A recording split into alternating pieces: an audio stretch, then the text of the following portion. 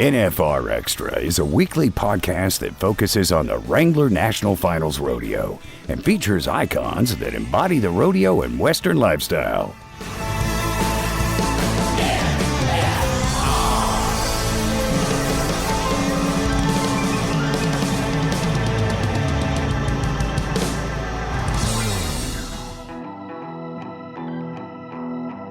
So you keep up with catch percentages? Yes, sir. Are there a lot of guys that do that? I'm not sure. There's a lot of people that lie about it.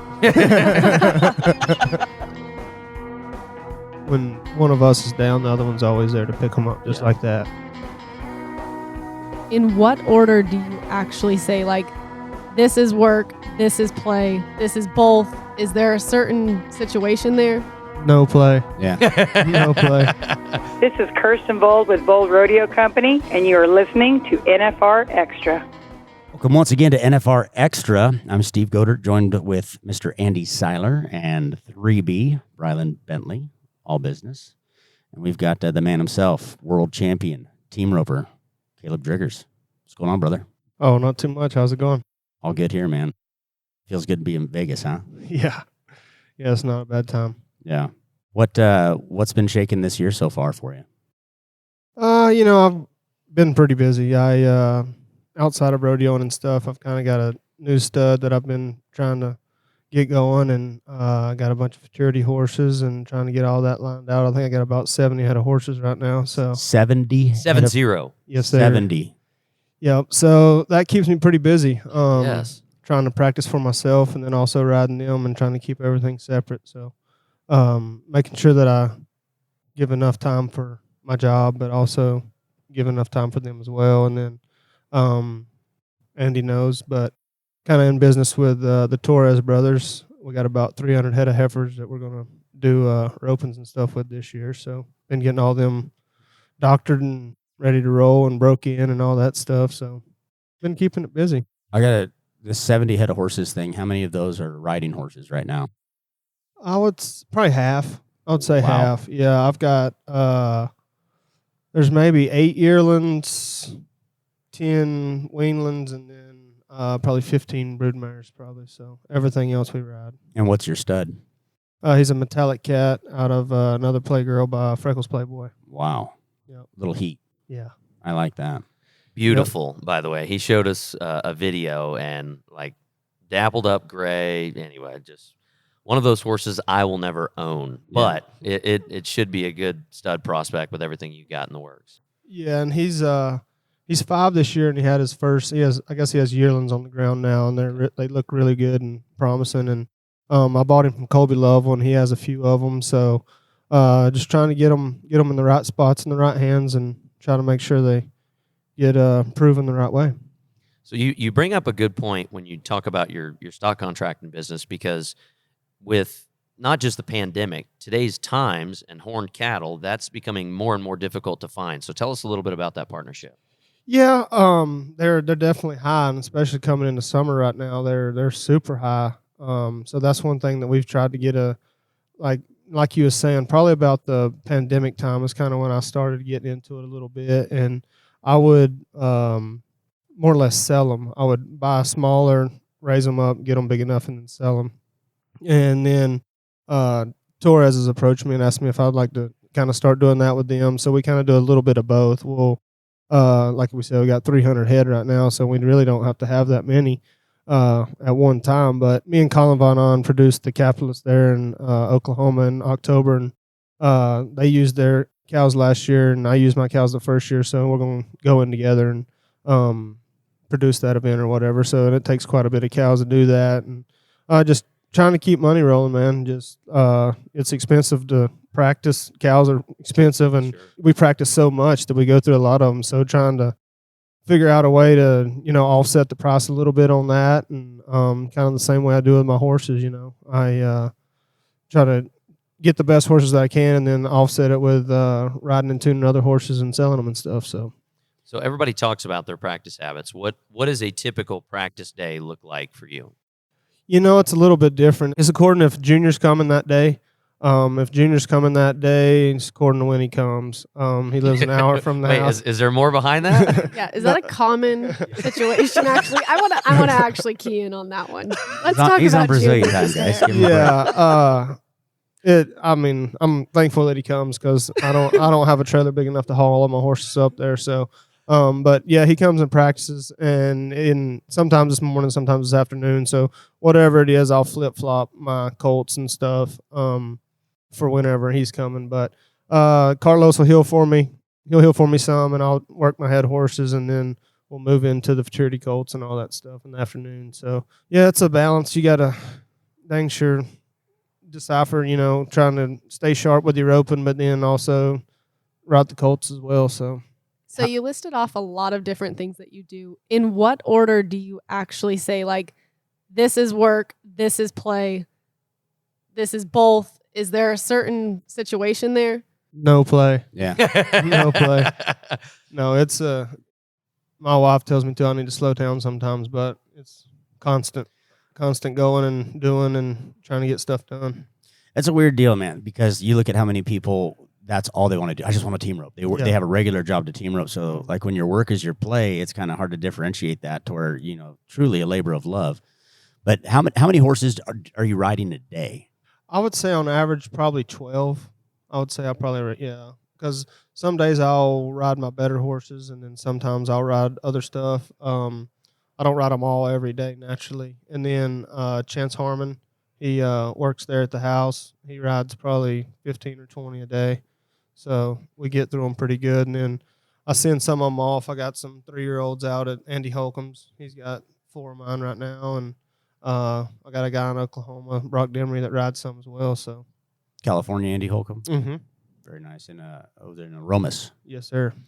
That it's so crazy too, because kind of talking about what you're doing with all of that, like you got the times that we're in now, it's like being one-dimensional doesn't exist anymore. Like, you know what I mean? Like you have to find ways to, like you said, I got to get some income doing this and I need that and everything. It's totally unprecedented times. Yeah, I think that you have to diversify because I think if you allow only on rodeo, then I think it can only take you so far. I think that with all the different avenues that I'm trying to go down, and not only does it, allow for more opportunities, but you never know who you're going to come in contact with when this guy comes to your house. He's a businessman and he wants a $30,000 horse that he can go and rope on and his kids can ride. And if you do him a good job, then establishing that relationship with him, and then there's no telling where it could lead to, whether it's a sponsorship or, him coming in and helping you start your own business, or there's just multiple avenues that can stem from that. And I think that it's very important to try and, beat the ground on all that stuff. Yeah. Cultivate those relationships. Okay, Kaleb. So I'm noticing some things that are a lot different about you. I mean, we junior rodeoed together, and the all work no play is What not the happened to you? Kaleb that I grew up with. So Yeah, what happened to you? no, I'm telling you, I've had a lot of people tell me I'm an old man in a young man's body. But anyways, what changed your mindset? Because you're not the same young man you were 5 years ago. I mean, and now you have a gold buckle to go along with it. So something's working. What changed your mindset? I've done a lot of growing up. I would say that's probably the biggest thing that I had going. I've always kind of lived in the moment, if you will. You know what I mean? And I think that I quit drinking a couple years ago, and I think that had a lot to do with it.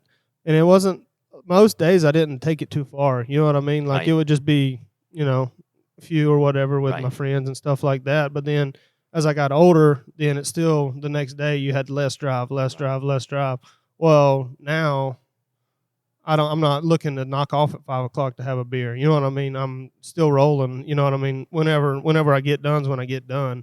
And before it was like, we put in a good day's work. Let's have a beer. You know what I mean? Right. And it's easy. And I'm not down at anybody who does want to drink. That's just for me, yes, sir. Personally, where I felt like I was in the prime of my career. I had some of the best horses, the best partner, everything. So I felt like I needed to step away from it, and it's not something that I look down upon on people for doing it. But at the same time, I felt like it was, for me, it would make me a better person. And then if I ever want to step back to it someday, you can't rodeo forever. So that's where I feel like that was kind of a turning point for me. So you keep up with catch percentages? Yes, sir. Are there a lot of guys that do that? I'm not sure. There's a lot of people that lie about it. I've never missed. Yeah, I think that, and I think it's just holding yourself accountable. Because it's pretty easy to go spin 3 or 4 steers and be like, dang, man, I'm roping good. Well, Right. you missed the 10 before. You know what I mean? And that's where, just like looking back, I thought, man, I roped pretty good this winter. We got dang near 80,000 won. And I looked at it, and I'm like 79% or something like that. And I'm like, I'm not even where I'm normally at. And What's normal?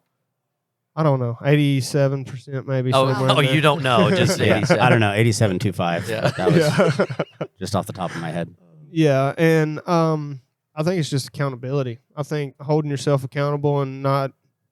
It's easy to be. Well, I try to stay short-minded at the same time. If I go to the rodeo and I miss, I don't try to carry that into the next day. But at the same time, the numbers don't lie on how well you're doing. Right. And I think that's one thing that I kind of live by. And there's people that come and rope at my house, and they've been there all winter and stuff. And I kind of no excuses type kind of deal. You know what I mean? We're gonna put in the work. We're gonna do the work, and we're not gonna take any shortcuts. And I think that's one of the deals is you need to hold yourself accountable on where you're at. Well, it's funny you say that. I just want to follow up one more thing with that. It's crazy because I love golf, and Tiger Woods in the prime of his career, whenever he's beating all these people just lapping the field, he starts doing Navy SEAL workouts. So there's certain people that will say that was detrimental, but he was continuing to sharpen that saw and look at all those things that everybody else is like, well, it's just golf. Like, let's go play. And, Yeah, we need to hit the ball in the hole. It's that simple. Yeah, there's But levels. yes, absolutely. So that's awesome to see what you've done to take yourself to that next level. Thank you. So with seeing on that side of it, with you're keeping track of what you're catching, are you taking mental notes of what you're working on, or are you watching like videos or something, or is it just like, I know where I messed up on that? Yeah. This is my 14th year rodeo, and I pretty much have an idea on where I made a mistake. And I would bet 2/3 of the time when I make a mistake, it's because I didn't focus well enough before I nodded. That's where sometimes you might see me. I might take a little bit extra long in the box, and it's because I can't get myself focused.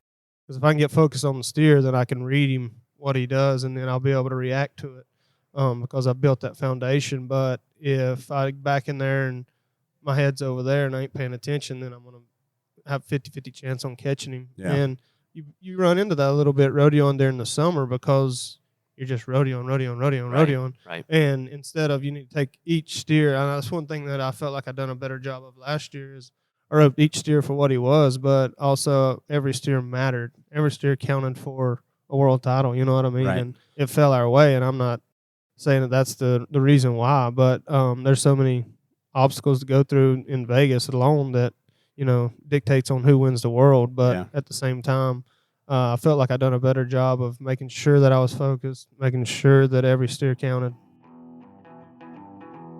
Let's take a quick pause, and we'll be right back. Looking to rope in some new news and features you can't find anywhere else? Then look no further than the series of blogs and vlogs at nfrexperience.com. You'll find customized content on all things rodeo and Las Vegas. There's the NFR Insider with Susan Canode, Hurley's Hotspots, NFR Experience, Junior World Finals, one-on-one with Wrangler contestants, Behind the Chutes, Heart of the NFR, and Gold Buckle Buzz.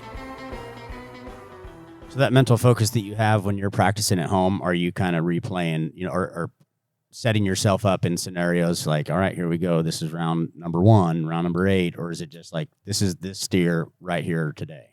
I'll do a little bit of both. I feel like that you can, like I run 70 steers a day. There's no way to get perfectly focused on every steer. Mm-hmm. And I honestly think it will make you go the other way a little bit if you do try and focus that hard on every steer. But I think that comes back to the foundation that I was talking about. Is that's what I try to build in the practice pen, is the reactions, where I want my horse, what I want my horse to do in this situation. And that way when I am in competition, all I have to do is worry about the horns, and then everything else will take care of itself. when you talk about everything else, you talk about a percentage and how that works throughout the year, but how do you actually keep track of all that? Are you documenting it into an Excel? How do you keep your schedule and those elements going throughout the year? Yeah, I keep just on my notes on my phone. I have a list of all my official rodeos that I go to every year, and whether it's 1 for 1 or 2 for 2, however many I end up running at that rodeo. And I don't, if I turn the steer and it's not for money, I don't count it. So, outside of it being like an average type situation, if I turn my second one at Reno and we don't place in the second round, I still count it. But if we're going for the second round and I turn him and it's not fast enough, then that don't count. And that's just goes back to holding yourself accountable. I mean, it's easy to say, oh, if he would have threw here, then we could have been fast enough. No, you didn't do a good enough job. So if you would have done a good enough job, he would have threw right there. So I love this analytical conversation because it reminds me of, all right, it's round 7 at the NFR. Okay, we're getting down to who's going to win this thing. So do you look at leaderboards? Because I've heard of some people that they lock themselves in their room, they listen to music. I don't want to know what's going on, but do you look at that? Do you pay attention going into not only going into the box but preparing for each round? Yeah, and that's one thing that, honestly, I want to know exactly where I am. I want to, you know what I mean? And I think that's one thing that I'm pretty strong-minded, and I think that's one of the reasons that I do want to hold myself so accountable.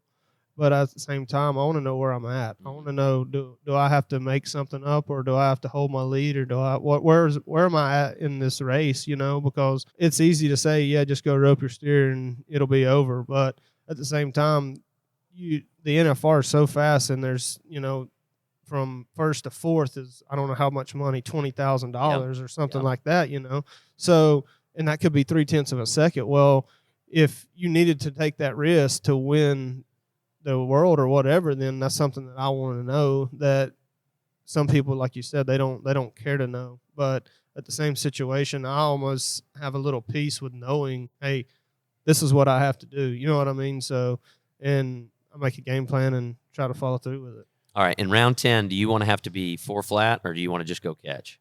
I've been in both situations. Which do you prefer? Well, I like this one better. It actually worked out for me. It's not an easy place to have to just go catch in, but there's definitely, just like this year, the steer that I had in the 10th round was not, if they would have made it tough on me, it would have not been easy. So it's 50-50, I guess. Yeah. Naturally, we've made that run a million times, just go catch the steer. So I'm going to go with that one just because I don't want to back myself into the wall. So you're in the Thomas and Mack. You're backing yourself into the box. Why is the Thomas and Mack so different for the team roping event? The arena's so small. It's unlike anywhere else we go. And it's not necessarily the width of the Thomas and Mack. It's the width. There's no corner. When it comes out of the head box, it actually goes 12 foot and then starts rolling back up the wall. So there's no corner for a guy to be able to go and face. So obviously a lot of your better runs is guys that don't just dirty hang it on them fast, because then they hit that corner and they can't get a good finish. So your better runs is, a little bit after the neck rope comes off. Kind of getting down there.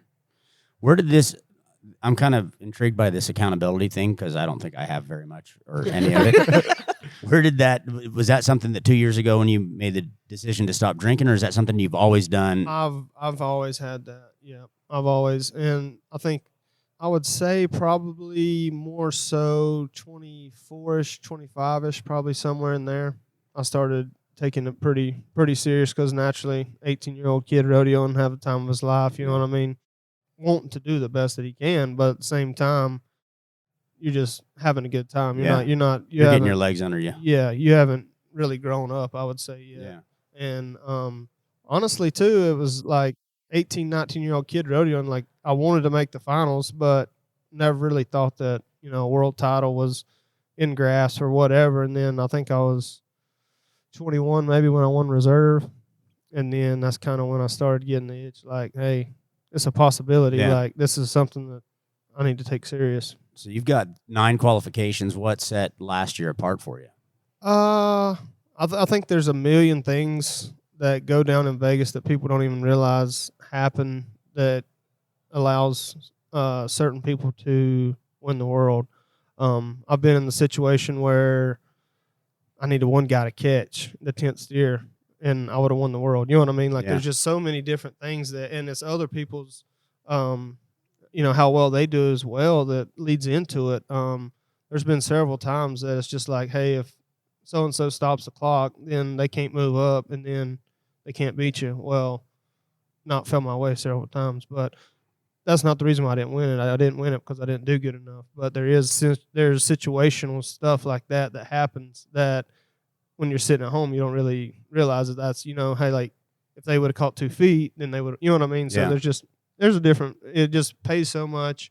Guy needs to be on his A game when he comes to Vegas. They also kind of throw some wrenches in the gears though too, because it's not like you can just go pet your horse or sit in your room. I mean, that you're going 9-0. I mean, you got autographs, you got traveling, you got buckle ceremony on the other side of town. You've got a lot of things that when you do start succeeding on that, even then it's like, okay, now this is now I got to go do this. Yep. And that's one thing that when you get out here and get going and you get tired and it's like, man, I'd like to be able to just stay home, but at the same time, they're the reason you're here. How'd you and Junior get together? I was actually healing that year, and I was healing for a sponsor buddy of mine, and me and him was second partners, and then we had a lot of success together, and I just asked him if he wanted to rope, and we ended up teaming up in 2016. Do you guys travel a lot together, or you have your own rigs? Oh, we have our own rigs. It'll probably be a little bit different now because he has 2 kids and stuff. So, but he'll throw in with me quite a bit, and we'll go. What's the best kept secret about Junior? I don't know. Come on, the eye roll. You come on, something here. Yeah, we won't tell him. I mean, does he have like a crazy weird habit? Like he likes playing Uno, or I mean, what do you guys do going down the road? Honestly, he's on the phone mostly. Okay. He's WhatsApping. Worldwide communication. Holy cow. That's the one thing you need to know about Junior. He's on the phone the whole time you're rodeoing.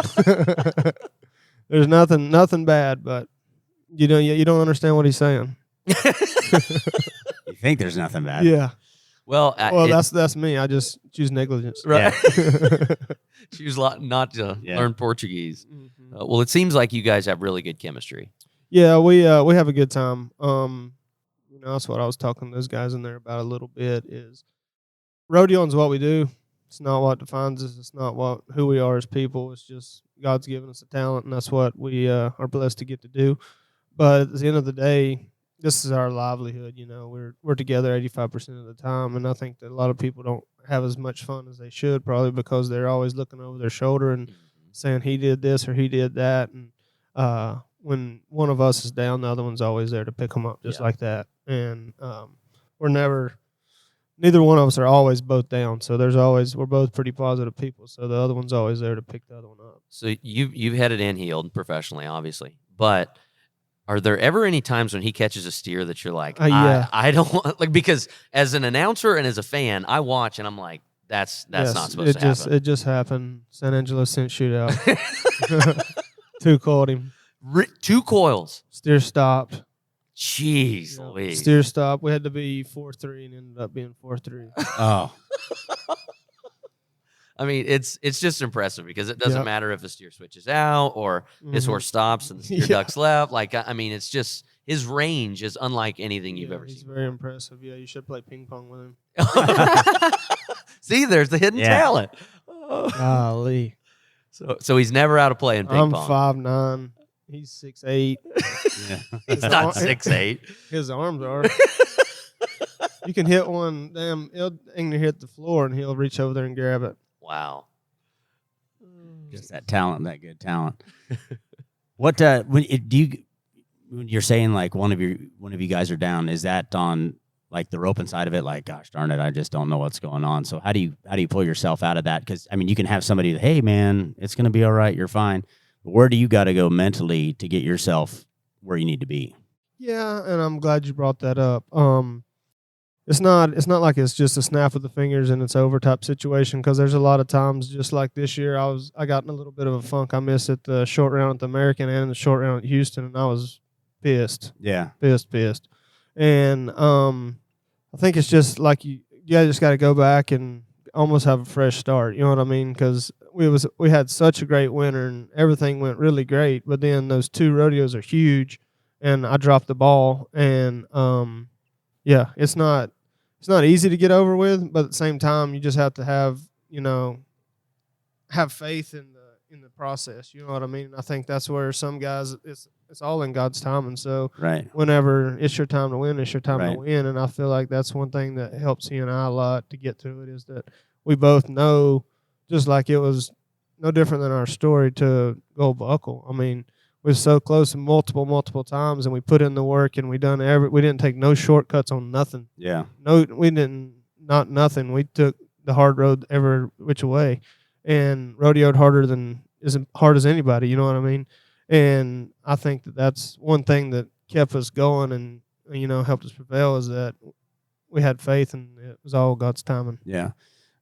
With that, though, too, God, he lets you paddle that boat a little bit before, you get the motor fired up, if you will. So, again, but when you got that, it's just hard for me to comprehend, because you're in a competition mode to where it's not like, hey, I'm going to go home, I'm going to reset, I'm going to charge the batteries, see my friends, see the wife, family, whatever it is. So do you have that time sometimes to go home and reset, or is it just like, hey, I need to just take a minute and just focus on something mentally for myself? Yeah, and I think it's a little bit of both. Like during the winter, naturally, you get to be home a little bit more, and then once you get the rodeoing, then it's pretty much everyday type situation. But I feel like that you just have to clear space in your head and go to it, and realize that, ask him for peace. Right. Ask him for peace, and then once you get peace within yourself, then all of a sudden your faith and everything comes back to you, because of your confidence from the foundation that you built in the practice pen, that you know that you can do your job, and there's not all these negative naysayers beating on you because of the job that you just messed up or whatever. But then it allows you to bring positivity back to yourself and be able to move on. Do you think it's kind of easier in the summertime to reset with going as hard as you are going, towards like, hey, don't worry about that one, I'm going to go to the next one, I'm going to whip it on the horns? Yeah, and I think it can go both ways. If it goes really bad in the summer, it can be really tough, because I've been on that battle before when I was a rookie. I should have made the finals, but I got so beat down. I didn't. That's the reason why I have the foundation I do today, because that year I didn't have a foundation to catch. I was all freestyle, if you will. You know what I mean? Like there was no rhyme or reason why I was catching. Like it was just off of talent and working hard roping the dummy. But that's when I went home that year and I built my foundation, that no matter what, I can get out the barrier and catch a steer. It might be too slow, but then once you do that a couple of times, then your confidence comes back and you can start spinning steers faster and faster. And I think that once we always have a better summer, because we get to rolling and get in the groove of rodeoing, and then we're, kind of feeding off each other and get to going good. Well, I think this is the first of many, Kaleb. So you take that plan, carry it forward, because we want to see you back here in Vegas and getting another world title, brother. Thank you, sir. Good luck to you, buddy. Good luck with the 70-plus head of horses when you get home. Want to experience more of the NFR? Then visit NFRexperience.com, and we invite you to subscribe to NFR Extra on Apple Podcast, Spotify, iHeartRadio, and wherever you're listening right now. If you like what you've heard on NFR Extra, we would love it if you gave us a 5-star rating and tell your friends how to subscribe.